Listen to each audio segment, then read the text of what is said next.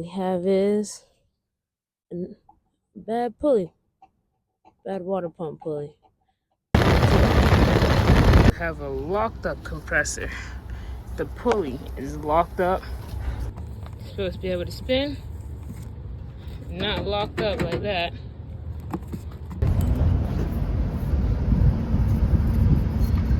It's supposed to free spin, but it doesn't. So like you see how this one, grab this one, and this one's free spinning? That's how it's supposed to be. Cool. This is a good example of an alternator pulley.